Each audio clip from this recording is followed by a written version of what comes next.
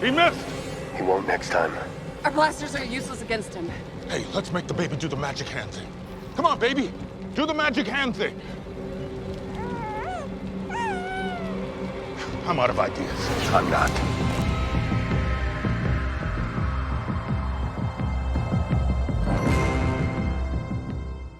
Welcome back, everyone. It's Charlie. This is going to be my Mandalorian Episode 8 video. Amazing episode, but it's also the Season 1 finale, so I'll explain what's happening next. They're already in the middle of shooting Season 2 right now. We'll break it all down. Be sure to subscribe to get all the videos if you're brand new to the channel. Obviously, careful for spoilers. If you haven't seen the episode yet, we'll do top 10 WTF and Easter eggs as we go along. Starting with number 10, the scout troopers who picked up Baby Yoda are heading back into town. One of them is Adam Pally, who we met in last week's episode. He was the one that was trying to buy the Mandalorian's helmet for 12 credits. But I don't know if they did this in last week's episode, but the other stormtrooper, the one that has Baby Yoda in the pouch, is actually played by Jason Sudeikis from Saturday Night Live. You probably recognize his voice a little bit, and you've probably seen him in a billion other things by now. He was also the one that bopped Baby Yoda on the head when he started cooing really loud. They bring back that old but classic joke about stormtroopers not being able to hit the broadside of a barn with their blasters, even at point-blank range. They take a whole bunch of shots at that object on the ground and miss every single time. The thing I really appreciate about the way they pull this joke off is the fact that neither one refers to how bad the other one is with the blaster. They just keep trying to hit it and failing. They make a couple references to Moff Gideon killing his own men, first with the Death Troopers in last week's episode, then just a couple moments later they also say that he just killed another officer for interrupting him during his big speechifying moment while he was talking to everyone inside the cantina. That's just a classic Darth Vader reference, killing your own officers at every turn because they're incompetent or they interrupt you or they just piss you off. There are a couple more funny moments before IG-11 shows up. Baby Yoda bites Adam Pally's finger when he tries to poke it inside the bag. The actual title of the episode, though, is Redemption. That's a reference to IG-11's storyline, redeeming himself for trying to kill Baby Yoda in Episode 1, and also the Mandalorian storyline, redeeming himself for his checkered past as a bounty hunter.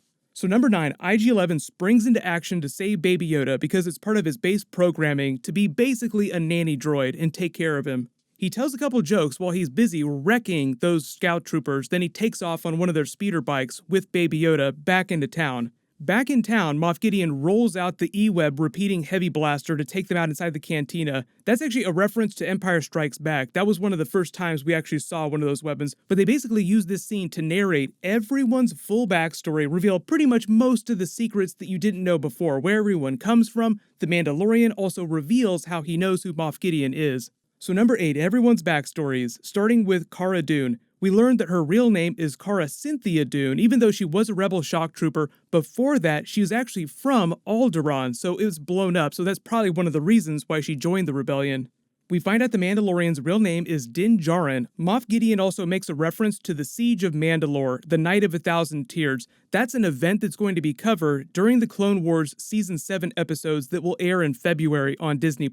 But the whole thing here is that Dave Filoni, who's an executive producer and has a lot of creative control over the Mandalorian live-action series, also did the Clone Wars series, so it makes sense that he would try to tie some of the events on the live-action series with the animated series that's getting ready to premiere. And I will do Easter eggs for those Clone Wars episodes in February when they do drop, so just mark your calendars for that. They don't say a whole lot about Greef Karga's backstory, they just say disgraced magistrate, but Carl Weathers did say that they would get more into his backstory during Season 2. They're in the middle of filming that right now, so we'll learn more about him next season. When they're trying to figure out what to do next, Cara Dune worries that she's going to be uploaded to a mind flayer. That's one of the creatures from Rogue One that they connected to the Imperial pilot to. It just sucked the information right out of him. But then as the Mandalorian starts remembering the events of the Clone Wars and how Moff Gideon could have all this information, the fact that he was on Mandalore during the Siege of Mandalore, he starts flashing back. So number 7, the Mandalorian's flashback to the Clone Wars and Attack of the Clones. We get a much more complete version of his flashback to his childhood in his village when the battle droids from the Separatist army come to attack. They kill his parents right after they stuff him in that cellar, then just as the battle droid is getting ready to kill him, another Mandalorian, we don't know who it is, it's just a random Mandalorian, comes to save him. They start playing the Mandalorian theme song from the end of Episode 3 when the other Mandalorians from his clan came to save him, and it's basically a version of that set in the past. The Mandalorian that saved him carries him off in his jetpack, and he explains in present day what it is to be a foundling and how he was raised by them. I was raised in their fighting corps, treated the same as any other Mandalorian, and when I came of age, I was sworn to the creed, because this is the way. This sort of meant to be the moment when he puts the helmet on. You will never take this off in the presence of another person. Although I know there's a lot of questions about this because during the Clone Wars animated series and Star Wars Rebels, there are Mandalorians that take their helmets off all the time, so I'm assuming that this rule started sometime after the events of those series. The reason why he remembers Moff Gideon and makes that connection is because he could have only gotten the information on his family name from Mandalore. When he says Gideon was a member of the ISB, that's the Imperial Security Bureau. They're a law enforcement and security branch of the Empire. We saw a bunch of them in the white uniforms on Scarif when they went to steal the plans for the Death Star. Number 6 WTF, IG-11 shoots his way into town with Baby Yoda in tow to save everyone. Baby Yoda just laughing the whole way through like he's super excited about what's going on. Like, oh yay, another adventure I get to go on. I also love while this is happening, Greef Karga just keeps taking shots because they're still inside the cantina. There's still all that booze that wasn't blown up when the Death Troopers blew a hole in the wall. Just needs a little liquid courage to get him through the rest of the day. IG-11's able to distract the stormtroopers just enough so that they can get outside and start blasting them themselves. It turns into this big shootout. Remember, the Mandalorian series is inspired by classic westerns and samurai films, so of course there's going to be a big shootout in the finale. The Mandalorian uses the same trick that he used from episode 1. There are a lot of callbacks to the first episode too, particularly because of what happens with IG-11's droid during the episode. But he does the same thing that he did with the giant quote-unquote Gatling gun from episode 1. Now this is Star Wars, so they're heavy blasters, but metaphorically it's meant to be their version of an Old West Gatling gun, so he picks it up and just starts using it to mow through all the other stormtroopers. You can kind of tell early in the episode that they're trying to let you know that Moff Gideon isn't your typical incompetent stormtrooper. He's actually very smart, so he knows to blow up the power cell to get rid of the Mandalorian, or at least disable him for a while. They're trying to set him up as a credible threat in the future, so they don't want to make too much of a mockery of him in this episode, even though the Mandalorian is eventually able to take him down. His actions let you know that he is very calculating and smart, and he is a survivor, just like the Mandalorian is. But he's hurt bad, he thinks he's gonna die, he won't let them take his helmet off because this is the way, but gives them his sigil Mandalorian pendant, says give this to the other Mandalorians, tell them that I sent you. They literally and metaphorically jump out of the fire into the frying pan because Moff Gideon sends in a flame trooper to just burn them out of the cantina, but number 5 WTF, Baby Yoda saves them using the Force. He winds up barbecuing that flame trooper, but then he just completely passes out from the effort just because it took so much out of him. But he's back again pretty quickly, but that's the reason why he couldn't just force heal the Mandalorian, and it had to be IG-11 with the Bacta spray. They make a real big deal after everyone gets into the sewer about him taking his helmet off. I'm not a living being. You're not violating your creed by letting me see your face, and the only way we're going to save you is if you do take that helmet off. I think we'd all assumed that we were going to see him without his helmet off before the end of the season, but initially I'd assumed that he would just do it for Baby Yoda, because the armor kind of made it official that he's really Baby Yoda's father for the time being, till he comes of age at least, or they find other Jedi or other members of his race that can care for him. So within the rules of their creed, you are allowed to take your helmet off with members of your direct family. Like if you're married to someone or you had children, you could take your helmet off in front of them. But they go back into the sewers, Ninja Turtle style, and number 4, big WTF, he finds all of his former Mandalorian clanmates are dead, their helmets in a pile. Only the armorer has survived, although technically she did say maybe some were able to get off planet.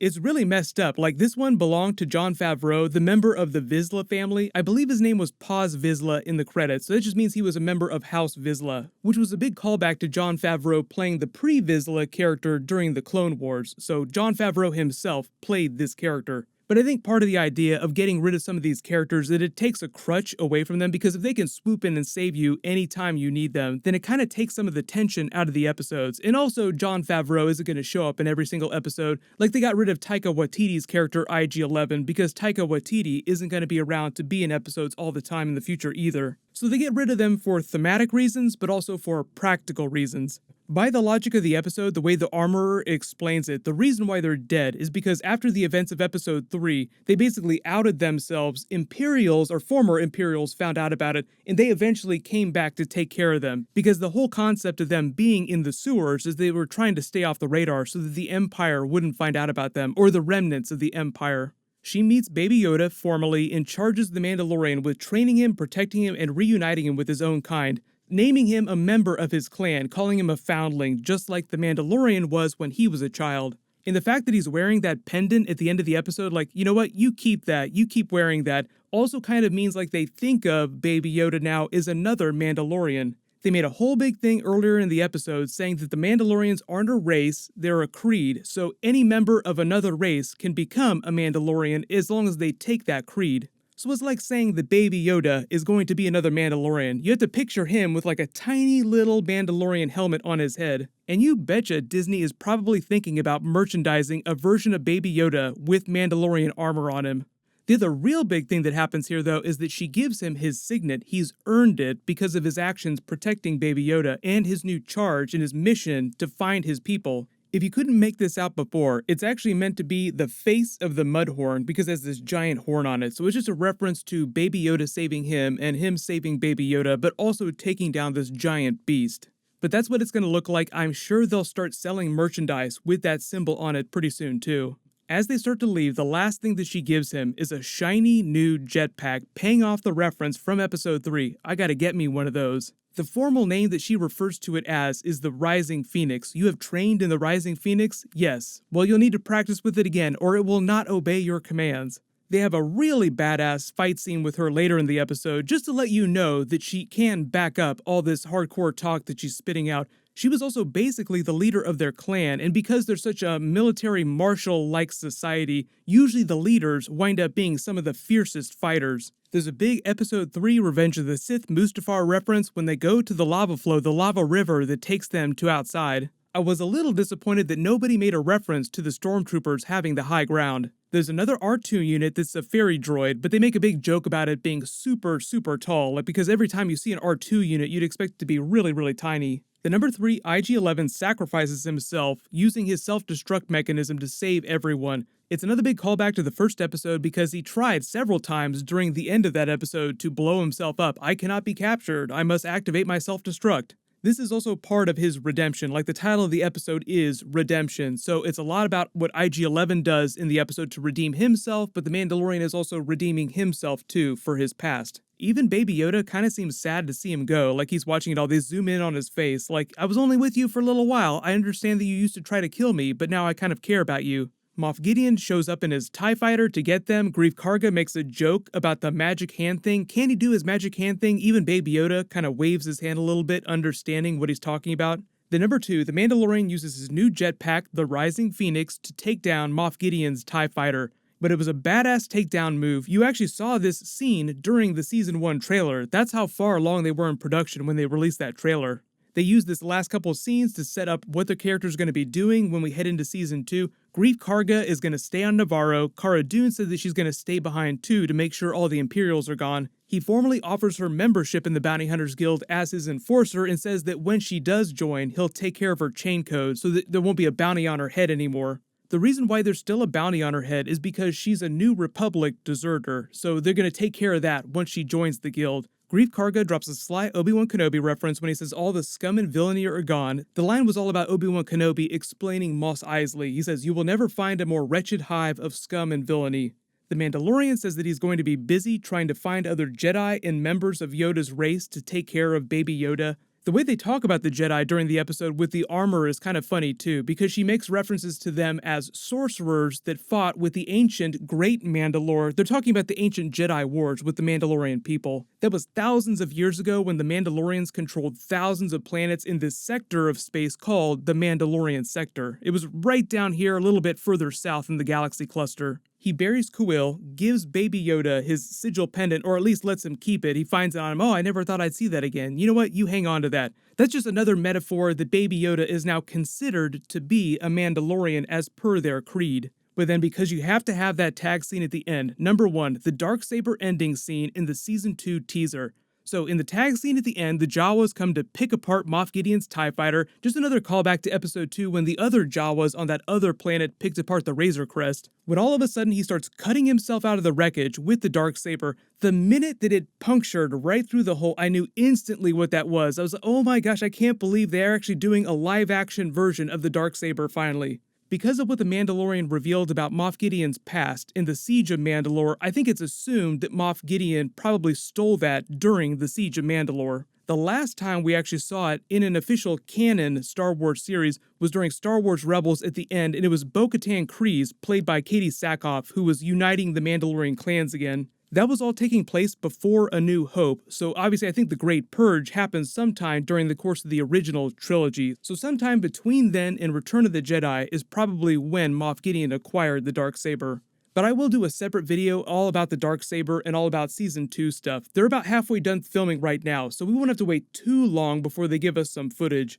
If you spotted any other big Easter eggs or references during the episode that I didn't mention in the video, just write them below in the comments. And like I said, I will be doing the Clone Wars Easter egg episodes, but those won't start happening till February. I'll just remind people when they drop another trailer. I'll be posting more Mandalorian this weekend, more Witcher Netflix videos. While you wait for all that, click here for my video about where Baby Yoda was during the Rise of Skywalker, and click here for all my Mandalorian episodes.